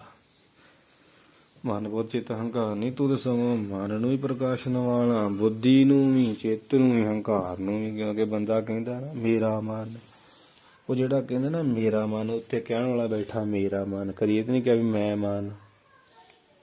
ਮੈਂ ਮਨ ਕੀ ਕਰਾਂ, ਨਾ ਮੇਰਾ ਮਨ ਕੀ ਕਰੇ। ਉਹ ਜਿਹੜਾ ਉੱਤੇ ਕਹਿੰਦਾ ਨਾ ਮੇਰਾ ਮਨ ਕੀ ਕਰੇ, ਉਹ ਮਾਲਕ ਉਹ ਹੈ, ਤੇ ਉਹ ਮਾਲਕ ਹੀ ਮਨ ਨੂੰ ਪ੍ਰਕਾਸ਼ਨ ਡਿਆ। ਇਸ ਕਰਕੇ ਤੂੰ ਇਤੋਂ ਪਰੇ ਤੇ ਭੋਗ ਦਾ ਸਥਾਨ ਹੈ ਉਹ ਕੀ ਸਥੂਲ ਸਰੀਰ ਆ, ਮਨ ਬੁੱਧ ਆ, ਤੇ ਤੂੰ ਉਤੋਂ ਪਰੇ। ਇਸ ਕਰਕੇ ਤੇਰੇ ਵਿੱਚ ਭੁਗਤਾ ਪਾਉਣਾ ਨਹੀਂ ਆ। ਇਹ ਸਮਝਣਾ ਜਿਹੜੀ ਸਹੀ ਗੱਲ, ਸਿੱਧੀ ਗੱਲ ਹੋਏ। ਇਹ ਜਿਹੜਾ ਦੋਹਰਾ ਇਹਦਾ ਐਵੇਂ ਵਿਦਵਾਨ ਜੇ ਬਣਾਉਂਦੇ ਆ ਅਲੰਕਾਰ ਜਿਹਾ ਵੀ ਪਲੇਟ ਰੂਪੀ ਸਰੀਰ ਹੋ ਗਿਆ, ਪਲੇਟ 'ਚ ਰੱਖੇ ਜਿਹੜੇ ਪਦਾਰਥ ਰੂਪ ਵਿਸ਼ੇ ਆ, ਸਰੀਰ ਵਿੱਚ ਜਿਹੜੇ ਵਿਸ਼ੇ ਰੂਪੀ ਪਦਾਰਥ ਆ, ਤੇ ਇੰਦਰੀਆਂ ਰੂਪ ਚਮਚੇ ਜਿੰਨਾ ਇਹ ਸਾਧਨ ਹੀ ਆ। ਜਿਵੇਂ ਕੋਈ ਪਪੀਤਾ ਪਲੇਟ ਵਿੱਚ ਪਿਆ, ਉਹ ਉੱਤੇ ਚਮਚੇ ਡਾ ਕੇ ਅੰਦਰ ਖਿੱਚਣਾ ਖਾਣਾ। ਇੰਦਰੀਆਂ ਰੂਪ ਚਮਚੇ ਆ, ਭਾਵ ਅੱਖ ਰੂਪੀ ਚਮਚੇ ਨਾਲ ਦੇਖਿਆ ਤੇ ਖਿੱਚ ਕੇ ਅੰਦਰ ਖੜਿਆ ਪਦਾਰਥ ਦਾ ਆਕਾਰ। ਮਨ ਬੁੱਧੀ ਜਿਹੜੀ ਨਿਆਈ ਜੀਵ ਦੀ ਨਿਆਈ, ਜਦੋਂ ਵਾਪਸ ਖੜਿਆ ਵੇਖਿਆ ਨਹੀਂ ਨਾ ਕੁਝ ਹੁੰਦਾ, ਵੇਖਿਆ ਅੰਦਰ ਗਿਆ, ਜਦੋਂ ਬੁੱਧੀ ਨਿਰਣਾ ਕਰ ਦਿੱਤਾ ਵਾ ਵੀ ਇਹ ਦੀ ਸੇਬ ਪਏ, ਉਦੋਂ ਹੀ ਰਸ ਆਇਆ ਨਾ। ਇਸ ਤਰ੍ਹਾਂ ਮਨ ਨੂੰ ਰਸ ਆ ਜਾਂਦਾ, ਬੁੱਧੀ ਨਿਰਣਾ ਕਰ ਦਿੰਦੀ, ਬੁੱਧੀ ਨੂੰ ਰਸ ਆ ਜਾਂਦਾ। ਇਹ ਜੀਵ ਆ, ਪਲੇਟ ਰੂਪੀ ਸਰੀਰ ਆ, ਤੇ ਜਿਹੜੇ ਪਦਾਰਥ ਰੂਪ ਜਿਹੜੇ ਵਿਸ਼ੇ ਆ ਨਾ, ਤਰ੍ਹਾਂ ਤਰ੍ਹਾਂ ਦੇ ਵਿਸ਼ੇ ਰੂਪੀ ਪਦਾਰਥ ਪਏ ਆ ਸਰੀਰ ਰੂਪੀ ਪਲੇਟ ਵਿੱਚ, ਤੇ ਇੰਦਰੀਆਂ ਚਮਚੇ ਆ ਇਸ ਨੂੰ ਚੱਖਣ ਵਾਸਤੇ। ਤੇ ਜਿਹੜੀ ਚਮਚੇ ਨਾਲ ਅੜਾ ਕੇ ਤੇ ਮਨ ਬੁੱਧ ਰੂਪੀ ਜੀਵ ਦੇ ਉੱਤੇ ਰੱਖੀਦਾ ਤੇ ਸਵਾਦ ਆ ਜਾਂਦਾ। ਇਸ ਤਰ੍ਹਾਂ ਮਨ ਬੁੱਧ ਜੀਵ ਦੀ ਨਹੀਂ, ਇਹ ਸਮਝ ਲੈਣਾ। ਜੋ ਹੁਣ ਮਾਤਰ ਨੂੰ ਕਿਸੇ ਵੇਲੇ ਚਲੋ ਜਿੱਦਾਂ ਸਮਝ ਪੈਂਦੀ ਖਿਆਲ ਆ ਜਾਂਦਾ, ਅਗਲੇ ਪਾਸੇ ਵਿਦਿਆਰਥੀ ਨੂੰ ਸਮਝ ਨਾ ਆਵੇ ਤਾਂ ਕਹਿੰਦਾ ਵੀ ਸਹੀ ਨਹੀਂ ਅਰਥ ਕੀਤਾ, ਪਤਾ ਨਹੀਂ ਲੱਗਾ। ਉਹ ਮਤਲਬ ਆਪਣਾ ਦੋਸ਼ ਆ, ਕਿਉਂਕਿ ਜਿੰਨੀ ਕੁ ਸਮਝ ਹੈ ਉਨੀ ਤਾਂ ਆਪਾਂ ਕਰ ਰਹੇ ਹਾਂ। ਇਹ ਬਿਰਤੀ ਹੋਣੀ ਚਾਹੀਦੀ ਹੈ। ਵਿਚਾਰ ਇੱਥੇ ਡੂੰਘੀ ਆ, ਅਗਲੇ ਗ੍ਰੰਥਾਂ ਵਿੱਚ ਇਹੋ ਜਿਹੀਆਂ ਵਿਚਾਰਾਂ ਆਉਂਦੀਆਂ। ਉਹਦਾ ਹੀ ਅਲੰਕਾਰ ਕਵੀ ਜੀ ਨੂੰ ਥੋੜਾ ਥੋੜਾ ਬੰਨਿਆ, ਅੱਗੇ ਸਮਝਣਾ ਸੌਖਾ। ਅਜੇ ਆਪਾਂ ਤੇ ਕਹਿਣਾ ਵਿਚਾਰ ਮਾਲਾ ਆਉਂਦੀ ਆ ਜੀ, ਪਰ ਇਹਦੇ ਵਿੱਚ ਬੜਾ ਵੱਡਾ ਗਿਆਨ ਜੇ ਖੋਲਿਆ ਜਾਵੇ ਤਾਂ। ਕਾਨ ਲਿੰਗ ਅਸਥੂਲ ਤਨ ਅਵਿਦਿਆ ਰੂਪ, ਜਿਹੜਾ ਕਾਰਨ ਸਰੀਰ, ਲਿੰਗ ਅਰਥ ਕਾਰਨ ਤੇ ਲਿੰਗ ਦਾ ਅਰਥ ਸੂਖਮ ਸਰੀਰ। ਕਿਤੇ ਕਿਤੇ ਲਿੰਗ ਵੀ ਲਿਖਿਆ, ਅਸਥੂਲ ਤਨ ਅਸਥੂਲ ਸਰੀਰ। ਜਿਹੜਾ ਕਾਰਨ ਸਰੀਰ ਕਹੀਦਾ ਅਗਿਆਨ ਨੂੰ ਜਾਂ ਅਵਿਦਿਆ ਨੂੰ। ਅਵਿਦਿਆ ਰੂਪ ਜਿਹੜਾ ਕਾਰਨ ਸਰੀਰ ਆ, ਪੰਜ ਕਰਮ ਇੰਦਰੀ, ਪੰਜ ਗਿਆਨ ਇੰਦਰੀ, ਪੰਜ ਪ੍ਰਾਣ, ਮਨ ਬੁੱਧ, 17 ਤੱਤਾਂ ਦਾ ਜਿਹੜਾ ਸਮੁਦਾਇ ਆ, ਇਹਨੂੰ ਕਹੀਦਾ ਲਿੰਗ ਸਰੀਰ ਸੂਖਮ ਸਰੀਰ ਆ। ਪੰਜ ਤੱਤਾਂ ਦਾ ਅਪਵਾਇ ਤੇਜ, ਪ੍ਰਿਥਵੀ ਆਕਾਸ਼ਾ, ਭਾਵ ਜਲ ਅਗਨੀ, ਆਕਾਸ਼, ਹਵਾ, ਧਰਤੀ। ਇਹ ਪੰਜ ਜਿਹੜੇ ਤੱਤ ਆ, ਇਹਨਾਂ ਦਾ ਅਸਥੂਲ ਤਨ ਅਸਥੂਲ ਸਰੀਰ ਹੈ। ਬੁੱਧਮਾਨ ਇੰਦਰ ਹੈ, ਪ੍ਰਾਣ ਉਹ 10 ਹੀ ਦਿੱਤਾ, ਬੁੱਧੀ, ਮਨ, 5 ਗਿਆਨ ਇੰਦਰੀ, 5 ਕਰਮ ਇੰਦਰੀ। ਇੰਦਰੀ ਦਾ ਅਰਥ ਲੈਣਾ 10 ਇੰਦਰੀ। 5 ਕਰਮ, 5 ਗਿਆਨ ਇੰਦਰੀ ਤੇ 5 ਪ੍ਰਾਣ। ਅਪਾਨ, ਬਾਣ, ਸਮਾਨ, ਦਾਨ, ਪਿਆਨ। ਇਹਨਾਂ ਦੇ ਇਹ ਲਿੰਗ ਸਰੀਰ ਹੋ ਗਿਆ। ਸੂਖਮ ਸਰੀਰ ਤਿੰਨਾਂ ਦੇਹਾਂ ਦਾ ਦੱਸਣ ਡਿਆ। ਇਹ ਜੜ ਤੋਹੇ ਲਹੈ ਨਹੀਂ।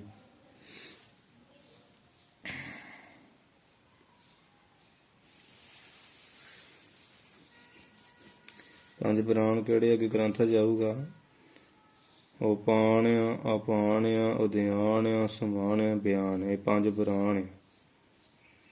ਅੱਖਾਂ, ਨੱਕ, ਜੀਭ, ਨੱਕ, ਤੋਜਾ,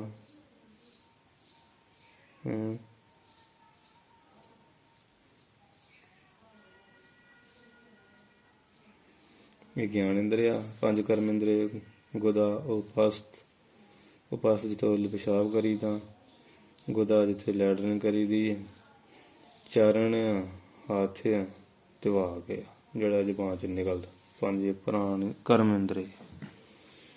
5 ਪ੍ਰਾਣ ਦਾ ਦਿੱਤੇ ਮਨ ਬੁੱਧ। 17 ਤੱਤਾਂ ਦਾ ਲਿੰਗ ਸਰੀਰ ਹੁੰਦਾ। ਇਹ ਜੜ ਤੋਂ ਹਿੱਲਾ ਹੈ ਨਹੀਂ। ਇਹ ਕਹੀਏ ਸਿੱਖ ਇਹ ਸਾਰੇ ਜੜ ਆ, ਭਾਵ ਇੱਕ ਜਗ੍ਹਾ ਰਹਿਣ ਵਾਲੇ। ਇਹ ਜੜ ਜੜ ਹੁੰਦਾ ਜਿਵੇਂ ਪੱਥਰ ਇੱਕ ਥਾਂ ਪਿਆ ਰਹਿੰਦਾ ਨਾ, ਕਹਿੰਦਾ ਉਹ ਕੀ ਜੜ ਹੋਇਆ, ਪੱਥਰ ਹੀ ਬਣਿਆ ਜਿਹੜਾ ਇੱਕ ਥਾਂ ਪਿਆ ਰਹੇ, ਇੱਕ ਜਗ੍ਹਾ ਟਿਕਿਆ ਰਹੇ। ਇਹ ਜੜ ਆ, ਇੱਕ ਜਗ੍ਹਾ ਰਹਿਣ ਵਾਲੇ ਆ। ਇਸ ਲਈ ਇਹ ਆਪਣੇ ਆਪ ਤੋਹੇ ਕਹੀਏ ਤੇਰੇ ਸਰੂਪ ਨੂੰ ਲਹਿ ਜਾਣ ਨਹੀਂ ਸਕਦੇ। ਜੜ ਤੇ ਆਪਣੇ ਆਪ ਨੂੰ ਨਹੀਂ ਜਾਣਦਾ, ਤੈਨੂੰ ਕੀ ਜਾਣੇਗਾ ਤੇਰੇ ਸਰੂਪ। ਤੂੰ ਚੈਤਨ ਪਰਮਾਨ। ਚੈਤਨ ਦੇ ਤੱਤੇ ਉੱਪਰ ਟਿੱਪੀ ਤੇ ਤੂੰ ਪਾਠ ਟਿੱਪੀ ਤੋਂ ਬਿਨਾਂ। ਤੂੰ ਚੈਤਨ ਪਰਮਾਨ, ਪਰ ਤੂੰ ਤੇ ਚੈਤਨ ਸਰੂਪ ਹੈ, ਪ੍ਰਕਾਸ਼ ਸਰੂਪ ਹੈ। ਆਪਣੇ ਆਪ ਨੂੰ ਪਰ ਕਹੀਏ, ਵਿਸ਼ੇਸ਼ ਕਰਕੇ ਮਾਨ ਕਹੀਏ, ਮੰਨਣਾ ਕਰ। ਤੂੰ ਚੇਤਨ ਸਰੂਪ ਆਪਣੇ ਆਪ ਮੰਨਣਾ ਕਰ। ਇਹ ਜਾੜਿਆ ਇੱਕ ਜਗ੍ਹਾ ਰਹਿਣ ਵਾਲੇ, ਤੂੰ ਚੇਤਨ ਸਾਰੇ ਥਾਂ ਵਿਆਪਕ ਹੈ। ਤੇਰੇ ਚ ਚੇਤਨਤਾ ਹੈ। ਤੂੰ ਫਿਰਨ ਤੁਰਨ ਵਾਲੇ ਤੇਰਾ ਆਤਮਾ ਮਤਲਬ ਪ੍ਰਕਾਸ਼ ਕਰਨ ਵਾਲਾ। ਇਹਨਾਂ ਤਿੰਨਾਂ ਕਾਰਨ ਸਰੀਰ ਨੂੰ ਵੀ, ਲਿੰਗ ਸਰੀਰ ਨੂੰ ਵੀ, ਤੇ ਸਥੂਲ ਸਰੀਰ ਨੂੰ, ਜਿੰਨਾ ਕੁਝ ਹਿਲਜੁਲ ਹੋਣ ਦੀ ਚੇਤਨਤਾ ਕਰਕੇ ਹੀ ਹੋਣ ਦੀ ਨਾ, ਸੱਤਾ ਕਰਕੇ। ਤੇ ਉਹ ਸੱਤਾ ਕਿਹਦੀ? ਆਤਮਾ ਦੀ। ਬਾਹਰ ਵੀ ਵਾਹਿਗੁਰੂ ਵਿਆਪਕ ਹੈ, ਬ੍ਰਹਮ। ਅੰਦਰ ਜਿਹੜੀ ਸੱਤਾ ਉਹਦੇ ਕਰਕੇ ਵੀ ਇਹ ਸਰੀਰ ਹਰਕਤ 'ਚ ਹੋਣ ਡਿਆ। ਇਹ ਮੁੱਖ ਰੂਪ ਵਿੱਚ ਅੰਦਰ ਦੀ ਸੱਤਾ ਕਰਕੇ ਸਰੀਰ ਹਰਕਤ 'ਚ ਹੁੰਦਾ। ਨਹੀਂ ਜਦੋਂ ਮਰ ਜਾਂਦਾ ਉਦੋਂ ਸੱਤਾ ਹੀ ਬਾਹਰ ਹੁੰਦੀ ਹੈ ਤੇ ਸਰੀਰ ਹਿਲਦਾ ਜੁਲਦਾ ਨਹੀਂ, ਪੱਥਰ ਹੋ ਜਾਂਦਾ। ਤੂੰ ਚੇਤਨ ਹੈ, ਪ੍ਰਕਾਸ਼ ਰੂਪ ਹੈ ਇਸ ਤਿੰਨਾਂ ਹੀ ਸਰੀਰਾਂ ਦਾ। ਇਹਦੇ ਜੜ ਆ ਤੇ ਤੋਹੇ ਤੈਨੂੰ ਜਾਣ ਨਹੀਂ ਸਕਦੇ। ਜੜ ਕਿਉਂਕਿ ਚੇਤਨ ਨੂੰ ਨਹੀਂ ਜਾਣ ਸਕਦਾ, ਚੇਤਨ ਜੜ ਨੂੰ ਜਾਣ ਸਕਦਾ। ਇਹ ਜੜ ਕਿਵੇਂ ਆ?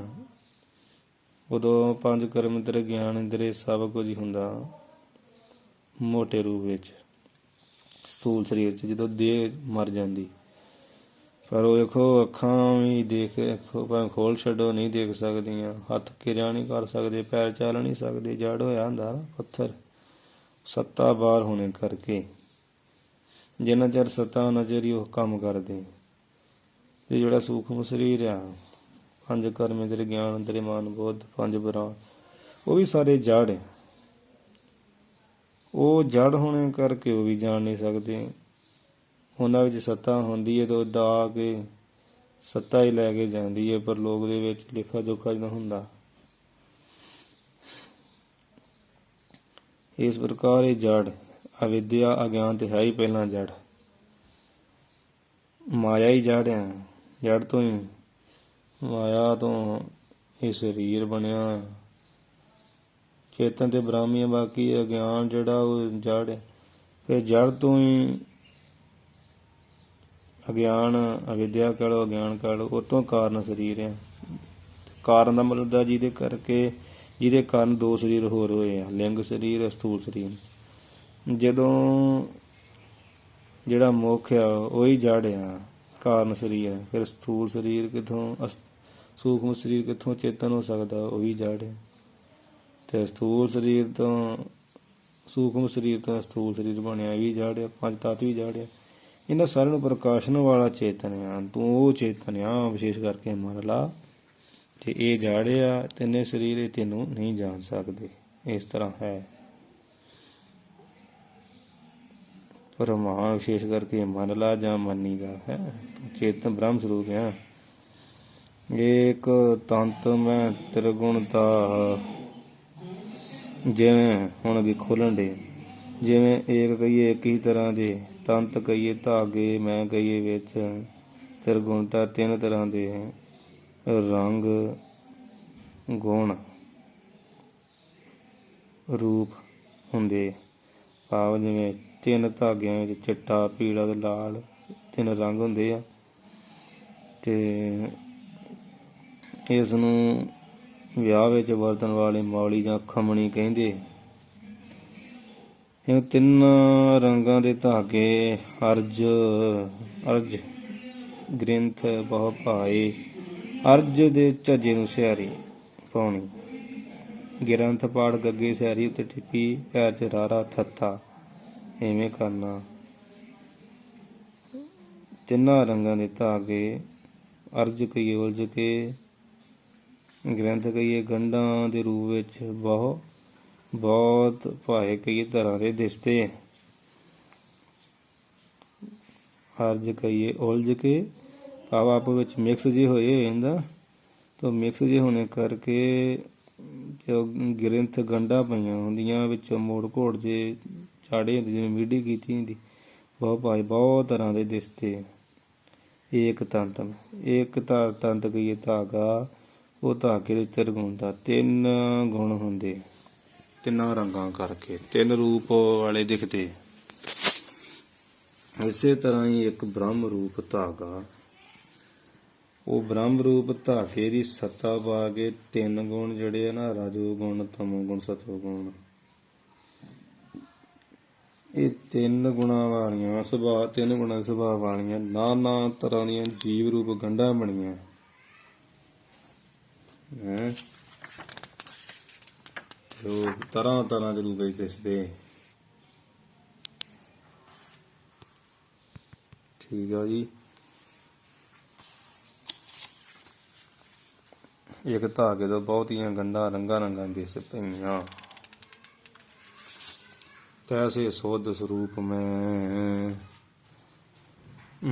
ਅਨਾਥ ਨਾਥ ਜਗਤ ਦਰਸਾਏ। ਨਾਥ ਦਾ ਅਰਥ ਅਨਾਥ ਕਵੀ ਦੇ ਕਥਨ ਕਰਦੇ ਆ ਕਿ ਤੈਸੇ ਉਸੇ ਤਰ੍ਹਾਂ ਹੀ ਤੇਰੇ ਸ਼ੁੱਧ ਸਰੂਪ ਆਤਮ ਸਰੂਪ ਦੇ ਮੈਂ ਕਹੀਏ ਵਿੱਚ ਇਹ ਜਿਹੜਾ ਜਗਤ ਆ ਸੰਸਾਰ ਮਿਥਿਆ ਰੂਪ ਦਰਸਾਏ ਦਿਸਦਾ ਹੈ। ਸੰਸਾਰ ਕਲਪਦਾਤਮਕ ਸੰਬੰਧ ਰੂਪ ਅਤੀਤ ਹੁੰਦਾ ਹੈ। ਕਲਪਦਾਤਮਕ ਇਹਦਾ ਭਾਗੀ ਅਰਥ ਵਿਦਵਾਨ ਇਵੇਂ ਕਰਦੇ ਆ ਵੀ ਇੱਕ ਤੰਤ ਕਹੀਏ, ਤੰਤ ਸਰੂਪ ਧਾਗੇ ਵਿੱਚ ਤਤ ਸਰੂਪ, ਤੰਤ ਦਾ ਅਰਥ ਤਤ ਸਰੂਪ ਹੋ ਗਈ ਬ੍ਰਹਮ। ਬ੍ਰਹਮ ਸਰੂਪ ਜਿਹੜਾ ਧਾਗਾ ਨਾ, ਉਹਦੇ ਵਿੱਚ ਮਾਇਆ ਦੀ ਉਪਾਧੀ ਕਰਕੇ ਤ੍ਰਿਗੁਣਤਾ, ਤਿੰਨਾਂ ਗੁਣਾ ਰਜੋ ਗੁਣ, ਤਮੋ ਗੁਣ, ਸਤੋ ਗੁਣ ਰੂਪ ਤਿੰਨ ਰੰਗ ਆ। ਆਹ ਜਿਹੜੇ ਤਿੰਨ ਗੁਣ ਆ ਮਾਨੋ ਤਿੰਨ ਰੰਗ ਆ। ਕਾਹਦੇ ਕਰਕੇ? ਮਾਇਆ ਦੀ ਉਪਾਧੀ ਕਰਕੇ। ਅਰਜ ਕਹੀਏ ਮੈਂ ਮੇਰੀ ਰੂਪ ਉਲਝੇਵੇਂ ਕਰਕੇ। ਸਰੀਰਾਂ ਰੂਪ ਗ੍ਰੰਥ ਗੰਢਾਂ ਬਹੁ ਭਾਏ ਬਹੁਤ ਤਰ੍ਹਾਂ ਦੀਆਂ ਹੋ ਗਈਆਂ। ਫਿਰ ਇਹਨਾਂ ਧਾਗੇ ਦੀਆਂ ਗੰਢਾਂ ਤੋਂ ਵਸਤਰ ਬਣ ਗਿਆ ਤੇ ਉਸ ਵਸਤਰ 'ਚ ਤਰ੍ਹਾਂ ਤਰ੍ਹਾਂ ਦੀਆਂ ਪੁਤਲੀਆਂ ਬਣ ਗਈਆਂ। ਅੱਗੇ ਉਹਦਾ ਖੋਲਣਗੇ ਸੌਖੇ ਰੂਪ 'ਚ ਤੁਹਾਨੂੰ ਦੱਸਾਂਗੇ। ਪਰ ਫਿਰ ਇਹਦਾ ਵਿਦਵਾਨ ਜਿਵੇਂ ਗ੍ਰੰਥ ਦੇ ਹਿਸਾਬ ਨਾਲ ਦੱਸਿਆ, ਇਹਦਾ ਥੋੜਾ ਖੋਲ ਕੇ ਦੱਸਾਂ ਵੀ ਏਕ ਤੰਤ ਮੈਂ ਤ੍ਰਿਗੁਣਤਾ, ਇੱਕ ਹੀ ਤਰ੍ਹਾਂ ਦੇ ਧਾਗੇ ਵਿੱਚ ਤਿੰਨ ਤਰ੍ਹਾਂ ਦੇ ਰੰਗ ਦਿਸਣ ਲੱਗ ਪੈਂਦੇ। ਇੱਕ ਧਾਗੇ ਵਿੱਚ ਤ੍ਰਿਗੁਣਤਾ ਕਿਵੇਂ? ਧਾਗਾ ਦੇ ਵੇਖੋ ਇੱਕੋ ਹੀ ਆ, ਉਹਨੂੰ ਤਿੰਨ ਰੰਗ ਕਰ ਦੋ ਤੇ ਉਹਨਾਂ ਤਿੰਨਾਂ ਨੂੰ ਗੁੰਦ ਦੋ। ਜਦੋਂ ਗੁੰਦੋਗੇ ਗੰਢਾਂ ਜੀਆਂ ਮਾਰ ਕੇ, ਤੋ ਧਾਗਾ ਦੇ ਇੱਕੋ ਹੀ ਸੀ, 3 ਰੰਗਾਂ ਕਰਕੇ ਉਹ 3 ਗੁਣਾਂ ਦਾ ਦਿਸਦਾ ਹੈ। 3 ਗੁਣਾਂ ਦਿਸਣ ਲੱਗ ਪੈਂਦਾ। ਇਸੇ ਪ੍ਰਕਾਰ ਹੀ ਉਹ ਰੰਗ ਕਰਕੇ, ਇਸੇ ਤਰ੍ਹਾਂ ਮਾਨੋ ਬ੍ਰਹਮ ਰੂਪੀ ਧਾਗਾ ਦੇ ਇੱਕੋ ਹੀ ਹੈ ਤੇ ਮਾਇਆ ਰੂਪੀ ਰੰਗ ਆ। ਉਹ ਮਾਇਆ ਰੂਪੀ ਰੰਗ ਕਰਕੇ ਤੇ ਮਾਇਆ ਦੀ ਜਿਹੜੀ ਉਪਾਧੀ ਆ ਉਹਦੇ ਕਰਕੇ 3 ਗੁਣਿਆਂ ਪੈਦਾ ਹੋਏ, ਰਜੋ ਗੁਣ, ਤਮੋ ਗੁਣ, ਸਤੋ ਗੁਣ। ਇਸ ਤਰ੍ਹਾਂ ਬ੍ਰਹਮ ਰੂਪੀ ਧਾਗਾ ਹੀ ਮਾਨੋ 3 ਗੁਣਾਂ 'ਚ ਹੋ ਗਿਆ। ਉਹ 3 ਗੁਣਾਂ ਦੇ ਵਿੱਚ ਹੋਣੇ ਕਰਕੇ ਜਿਹੜਾ ਜਦੋਂ ਉਹਨੂੰ ਉਹਦੀ ਮਿਕਸਤਾ ਹੋਣੇ ਕਰਕੇ, ਉਹਦੀਆਂ ਗੰਢਾਂ ਪੈਣੀਆਂ ਕਰਕੇ ਤੇ 3 ਗੁਣਾਂ ਤੋਂ 5 ਤੱਤ ਪੈਦਾ, 5 ਤੱਤ ਤੋਂ ਸ੍ਰਿਸ਼ਟੀ ਪੈਦਾ, ਤੇ ਤਰ੍ਹਾਂ ਤਰ੍ਹਾਂ ਦੀ ਸ੍ਰਿਸ਼ਟੀ ਦਿਸਣ ਲੱਗ ਪਈ। ਬਹੁਤ ਤਰ੍ਹਾਂ ਦੀ ਸ੍ਰਿਸ਼ਟੀ ਦਿਸਣ ਲੱਗ ਪਈ। ਅਰਜ ਉਲਝ ਕੇ ਉਹ ਜਿਹੜੇ ਰਜੋਗੁਣ, ਤਮੋਗੁਣ, ਸਤੋਗੁਣ ਦਾ ਸਮੁਦਾਇ ਹੈ ਨਾ, ਉਹਦੇ ਮਾਇਆ ਦੀ ਉਪਾਧੀ ਕਰਕੇ 3 ਗੁਣਾਂ ਦਾ ਮਾਇਆ ਪੈਦਾ ਹੋਈ। ਵਾਹਿਗੁਰੂ ਦੇ ਕਲਪਤ ਦਾਤਮਕ ਸੰਬੰਧ ਕਰਕੇ, ਕਲਪਤ ਦਾਤਮਕ ਸੰਬੰਧ ਹੁੰਦਾ ਜਿਹੜਾ ਹੋਇਆ ਨਾ ਹੋਵੇ, ਪ੍ਰਤੀਤ ਹੋਵੇ। ਠੀਕ ਆ। ਜਿਵੇਂ ਹਾਥੀ ਆ, ਹੱਥ ਨੂੰ ਆਪਾਂ ਰੋਸ਼ਨੀ ਵਿੱਚ ਕਰੀਏ, ਥੱਲੇ ਮੋਬਾਈਲ ਪਿਆ ਹੋਵੇ ਤੇ ਜਾਂ ਗ੍ਰੰਥ ਪਿਆ ਵਾ, ਆਪਾਂ ਬਲਬ ਅੱਗੇ ਹੱਥ ਕਰੀਏ ਤੇ ਹੱਥ ਕੱਢੀ ਗ੍ਰੰਥ ਉੱਤੋਂ ਦੀ, ਜਿਹੜਾ ਥੱਲੇ ਪਰਛਾਵਾਂ ਪੈਣਾ ਨਾ, ਉਹ ਪਰਛਾਵੇਂ ਦੇ ਵਿੱਚ ਜਿਹੜਾ ਗ੍ਰੰਥ ਪਿਆ ਹੋਇਆ, ਇਹ ਜਿਹੜਾ ਪਰਛਾਵੇਂ ਨਾਲ ਹੀ ਸੰਬੰਧ ਹੋਣਾ ਨਾ ਹੱਥ ਦਾ, ਇਹਨੂੰ ਕਲਪਤ ਦਾਤਮਕ ਸੰਬੰਧ ਕਹਿੰਦੇ। ਵੀ ਹੱਥ ਤੇ ਬੜੀ ਦੂਰ ਵਾ ਪਰ ਪਰਛਾਵਾਂ ਗ੍ਰੰਥ ਦੇ ਪੈਣ ਡਿਆ, ਉਹ ਏਦਾਂ ਪਰਛਾਵੇਂ ਮਾਤਰ ਹੀ ਜਿਹੜਾ ਸੰਬੰਧ ਹੋ ਜਾਣਾ, ਉਹਨੂੰ ਕਲਪਤ ਦਾਤਮਕ ਸੰਬੰਧ, ਕਲਪਨਾ ਦਾ ਹੀ ਸੰਬੰਧ ਹੈ। ਵੀ ਗ੍ਰੰਥੀ ਜਿਵੇਂ ਕਲਪਨਾ ਕਰ ਲੈ, ਗ੍ਰੰਥ ਮਾਨੋ ਮਾਇਆ ਹੈ, ਹੱਥ ਮਾਨੋ ਬ੍ਰਹਮ ਉੱਪਰ ਦੀ ਪਰੇ ਹੀ ਆ, ਪਰਛਾਵਾਂ ਪੈਣ ਡਿਆ ਤੇ ਗ੍ਰੰਥ ਕਲਪਨਾ ਨਾਲ ਹੀ ਸੰਬੰਧ ਕਰ ਲਵੇ। ਉਹ ਤੋਂ ਹੀ ਫਿਰ 3 ਦੇਵਤੇ ਰਜੋਗੁਣੀ, ਤਮੋਗੁਣੀ, ਸਤੋਗੁਣੀ ਪੈਦਾ ਹੋਏ। ਉਹ ਤੋਂ ਹੀ ਸ੍ਰਿਸ਼ਟੀ ਪੈਦਾ ਹੋਈ। ਬਹੁਤ ਤਰ੍ਹਾਂ ਦੀ ਦਿਸ ਰਹੀ।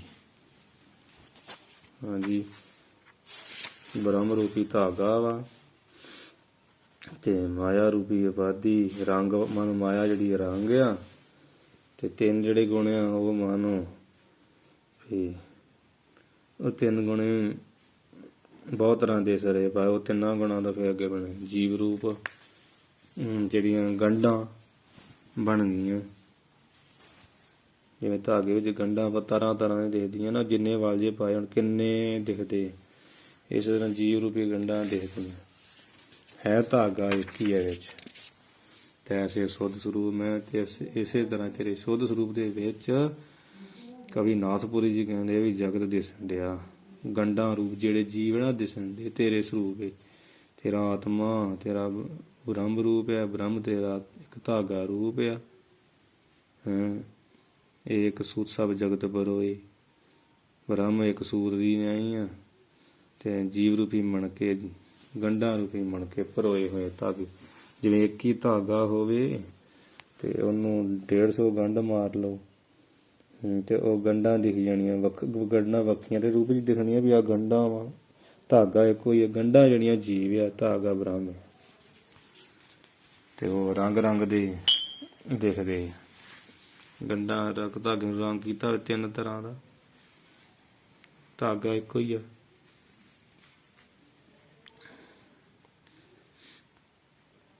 ਜੇ ਹੁਣ ਆਪਾਂ ਦੱਸਿਆ ਅਰਥ ਥੋੜਾ ਜਿਹਾ ਦੂਜੇ ਤਰੀਕੇ ਨਾਲ, ਇੱਕ ਤੰਤ ਮੈਂ ਤਿਰਗੁਣਤਾ ਵੀ ਜਿਹੜਾ ਤੰਤ ਕਹੀਏ ਤਤ ਸਰੂਪ ਆ ਬ੍ਰਹਮ, ਉਹ ਧਾਗੇ ਵਿੱਚ ਮਾਇਆ ਦੀ ਉਪਾਧੀ ਕਰਕੇ ਨਾ 3 ਗੁਣ ਜਿਹੜੇ ਰਜੋਗੁਣ, ਤਮੋਗੁਣ, ਸਤੋਗੁਣ, ਇਹ 3 ਰੰਗ ਆ।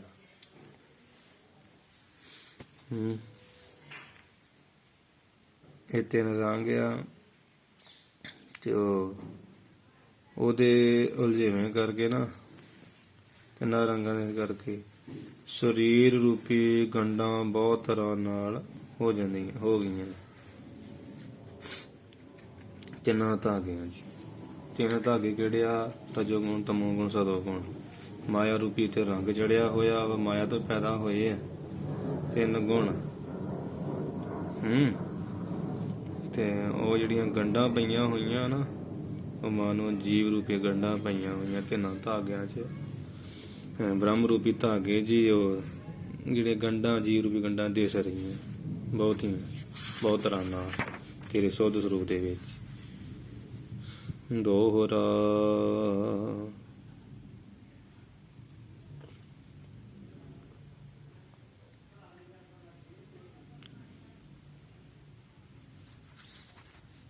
ਬਸਨ ਪੂਤਰੀ ਬਸਨ ਮੈਂ, ਜਿਵੇਂ ਬਸਨ ਕਹੀਏ ਬਸਤਰ ਤੋਂ ਬਣੀ, ਪੂਤਰੀ ਮੂਰਤੀ। ਬਸਨ ਕਹੀਏ ਬਸਤਰ ਦਾ ਹੀ, ਮੈਂ ਕਹੀਏ ਰੂਪ ਹੁੰਦੀ ਹੈ।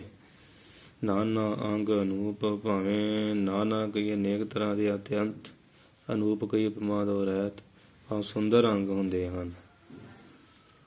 ਬਸਨ ਪੂਤਰੀ ਬਸਤਰ ਦੀ ਜਿਹੜੀ ਪੂਤਰੀ ਕਹੀਏ ਮੂਰਤੀ ਆ, ਤੇ ਉਹ ਬਸਤਰ ਦਾ ਰੂਪ ਹੀ ਹੁੰਦੀ ਆ। ਕੋਈ ਬਸਤਰ ਤੋਂ ਬਣੀ ਬਸਤਰ ਦਾ ਰੂਪ ਹੀ ਹੁੰਦੀ ਆ। ਧਾਗਿਆਂ ਤੋਂ ਬਣੀ ਹੈ ਤੇ ਹੈ ਤੇ ਭਾਵੇਂ ਪੁਤਲੀ ਵੇਖਣ ਚ ਪ੍ਰਤੀਤ ਹੋਣੀ ਹੈ ਤੇ ਝਾਗੇ ਹੀ ਹੈ ਨਾ। ਉਹ 'ਚ ਧਾਗੇ ਸਾਰੇ ਕੱਢ ਦੋ ਤੇ ਉਹ ਕੀ ਰਹਿ ਗਿਆ? ਧਾਗੇ ਹੀ ਰਹਿ ਜਾਣਗੇ, ਪੁਤਲੀ ਥੋੜੀ ਰਹਿ ਜੂ। ਨਾਨਾ ਅੰਗ ਅਨੂਪ, ਉਹਦੇ ਅਨੂਪਮ ਕਹੀਏ ਉਪਮਾ ਤੋਂ ਰਹਿਤ, ਪਾ ਸੁੰਦਰ ਨਾਨਾ ਤਰ੍ਹਾਂ ਦੇ ਅੰਗ ਹੁੰਦੇ ਆ। ਏਕ ਤੰਤ ਬਿਨ ਨਹਿ ਬੀਓ, ਉਹ ਸਭ ਕੁਝ ਇੱਕ ਤੰਤ ਕਹੀਏ ਧਾਗੇ ਤੋਂ ਬਿਨ ਬਗੈਰ, ਬੀਓ ਕਹੀਏ ਦੂਸਰਾ ਕੁਝ ਵੀ ਨਹੀਂ ਹੁੰਦਾ। ਤਿਉਂ ਸਭ ਸੁੱਧ ਸਰੂਪ, ਕਿਉਂਕਿ ਤਿਵੇਂ ਸਾਰੇ ਸਭ ਕਹੀਏ ਸਾਰੇ ਸੁੱਧ ਸਰੂਪ ਹੀ ਸੁੱਧ ਸਰੂਪ ਤੇਰਾ ਆਤਮਾ ਹੀ ਹੈ। ਇਸੇ ਪ੍ਰਕਾਰ ਮਾਇਆ ਦੇ ਬਲ ਦੇ ਸਹਿਤ ਵਿਰਾਟ ਰੂਪ ਬਸਤਰ ਵਿੱਚ ਅਨੇਕਾਂ ਛੋਟੇ ਵੱਡੇ ਜੀਵ ਜਨਤਾ ਦੀ ਤਸਵੀਰ ਬਣੀ ਹੋਈ ਹੈ, ਪਰ ਇੱਕ ਸ਼ੁੱਧ ਸਰੂਪ ਬ੍ਰਹਮ ਰੂਪ ਧਾਗੇ ਤੋਂ ਬਗੈਰ ਹੋਰ ਕੁਝ ਵੀ ਨਹੀਂ। ਇਹਦਾ ਭਾਵੀ ਅਰਥ ਇਹ ਕਰਦੇ ਵਿਦਵਾਨ, ਬਸਨ ਪੂਤਰੀ ਬਸਨ ਮੈਂ, ਫਿਰ ਮਾਇਆ ਦੇ ਬਲ ਦੇ ਸਹਿਤ ਵਿਰਾਟ ਰੂਪ ਜਿਹੜਾ ਬਸਨ ਬਸਤਰ ਆ, ਭਾਵ ਬ੍ਰਹਮ, ਜਿਹੜਾ ਮਾਇਆ ਦੇ ਸਹਿਤ ਨਾ ਵਿਰਾਟ ਰੂਪ ਬ੍ਰਹਮ ਦਾ ਈਸ਼ਰ, ਉਸ ਈਸ਼ਰ ਦੀਆਂ ਛੋਟੇ ਵੱਡੇ ਜੀਵਾਂ ਰੂਪ ਪੁਤਲੀਆਂ ਉਹਦੇ ਵਿੱਚ, ਜੋ ਕਿ ਮਾਇਆ ਸਬਲ ਬ੍ਰਹਮ ਦਾ ਹੀ ਰੂਪ ਹਨ। ਨਾਨਾ ਪ੍ਰਕਾਰ ਦੇ ਅੰਗ ਪ੍ਰਤੰਗ ਬੜੇ ਸੁੰਦਰ ਪ੍ਰਤਾਕੀ ਹਨ, ਪਰ ਇਹਨਾਂ ਸਾਰੇ ਰੂਪਾਂ ਦਾ ਇੱਕ ਤੰਤ ਬਿਨ ਹੈ ਬੀਓ। ਇਹਨਾਂ ਸਾਰੇ ਰੂਪਾਂ ਦਾ ਜਿਹੜਾ ਇੱਕ ਤੰਤ ਕਈ ਤੱਤ ਸਰੂਪ ਬ੍ਰਹਮ ਰੂਪ ਧਾਗੇ ਤੋਂ ਬਿਨਾ ਹੋਰ ਬੀਓ ਕੋਈ ਦੂਜਾ ਸਰੂਪ ਨਹੀਂ। ਕਿਉਂ ਸਭ ਸੁੱਧ ਸਰੂਪ ਹੈ, ਸਾਰਾ ਸੰਸਾਰ ਸੁੱਧ ਰੂਪ ਸਰੂਪ ਬ੍ਰਹਮ ਹੀ ਹੈ। ਜੋ ਦੀਸੈ ਸੋ ਤੇਰਾ ਰੂਪ। ਇਹਦਾ ਸੌਖਾ ਢੰਗ ਇਹ ਆ, ਬਸਨ ਪੂਤਰੀ ਬਸਨ, ਕਿ ਵਸਤਰ ਦੀ ਜਿਹੜੀ ਪੁਤਲੀ ਬਣਾਈ ਹੁੰਦੀ ਆ, ਉਹ ਬਸਨ ਕਹੀਏ ਵਸਤਰ ਦਾ ਰੂਪ ਹੁੰਦੀ। ਧਾਗਿਆਂ ਤੋਂ ਜਿਹੜੀ ਚੀਜ਼ ਬਣਾਈ ਜਾਵੇ ਨਾ, ਕੱਪੜਾ, ਉਹ ਧਾਗਾ ਰੂਪ ਹੀ ਆ। ਉਹ ਕੱਪੜਾ ਸ੍ਰੀ ਸੀਨਾ ਮਾਰ ਕੇ ਬਣਾ ਦਿੱਤਾ, ਜੇ ਉਧੇੜਿਆ ਜਾਵੇ ਸਾਰੇ ਨੂੰ ਹੀ, ਬੜੇ ਨਿੱਕੇ ਨਿੱਕੇ ਧਾਗੇ ਮਸ਼ੀਨਾਂ ਨਾਲ ਪਰ ਸਾਰੇ ਧਾਗੇ ਕੱਢ ਦਿੱਤੇ ਜਾਂਦੇ, ਧਾਗਾ ਰਹਿ ਜੂ, ਕੋਈ ਕੱਪੜਾ ਥੋੜੀ ਰਹਿਣਾ। ਪਜਾਮਾ ਕਿ ਇਹ ਕਮੀਜ਼, ਭਾਵੇਂ ਕਿ ਨਾਨਾ ਅੰਗ ਅਨੂਪ, ਉਹਦੀ ਬਣਾਈ ਹੋਈ ਪੁਤਲੀ ਬਸਤਰ ਦੀ ਬਸਤਰ ਦਾ ਰੂਪ ਹੁੰਦੀ ਆ, ਪਰ ਇਹ ਅੰਗ ਬੜੇ ਸੋਹਣੇ ਦਿਖਦੇ ਵੀ, ਕਿੱਡੀ ਸੋਹਣੀ ਪੁਤਲੀ। ਜਦੋਂ ਉਹਦੇ ਨੂੰ ਦੇੜ ਕੇ ਤੇ ਧਾਗੇ ਸਾਰੇ ਕੱਢ ਦਿੱਤੇ ਗਏ ਤੇ ਰਹਿ ਗਈ ਗਿਆ ਮਗਰ ਧਾਗਾ, ਪੁਤਲੀ ਨਹੀਂ ਨਾ ਰਹਿ ਗਈ।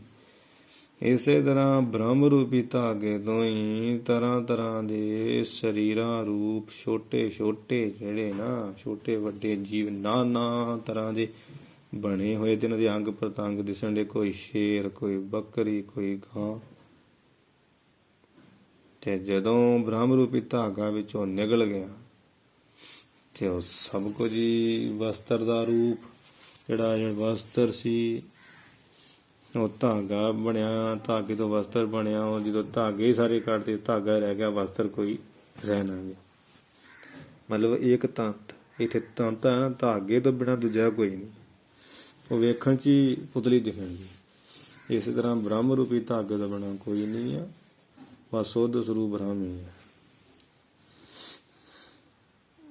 ਬ੍ਰਹਮ ਰੂਪੀ ਧਾਗਾ ਨਿਕਲ ਜੇ, ਸਰੀਰ ਰੂਪੀ ਕੋਈ ਵੀ ਪੁਤਲੀ ਰਹਿ ਨਹੀਂ ਜਾਣੀ। ਇਹ ਕਹਿਣ ਦਾ ਪ੍ਰਯੋਜਨ ਆ। ਸੋ ਇੱਥੇ ਆਪਾਂ ਸਮਾਪਤੀ ਕਰੀਏ ਜੀ ਅੱਜ। ਬਸਨ ਪੂਤਰੀ ਬਸਨ ਮੈਂ ਨਾਨਾ ਅੰਗ ਅਨੂਪ, ਏਕ ਤੰਤ ਬਿਨ ਨਹਿ ਬੀਓ, ਤਿਉ ਸਭ ਸੁਧ ਸਰੂਪ। ਤਿਉ ਦਾ ਜਈਆ ਅੱਧਾ ਤੇ ਜਈਏ ਹੋੜਾ ਉੱਤੇ ਬਿੰਦੀ ਹੈ ਤੇ ਤੱਤੇ ਨੂੰ ਸਿਆਰੀ। ਤਿਉ ਸੁਧ ਸਭ ਸੁਧ ਸਰੂਪ। ਜੇ ਜਈਆ ਪਾਉਣਾ ਪਾ ਤਾਂ ਫਿਰ ਸਿਆਰੀ ਦੀ ਲੋੜ ਨਹੀਂ ਹੈ, ਤੇ ਜੇ ਜਈਆ ਪੂਰਾ ਹੀ ਰੱਖਣਾ ਤੇ ਫਿਰ ਤੱਤੇ ਨੂੰ ਸਿਆਰੀ ਪਏਗੀ।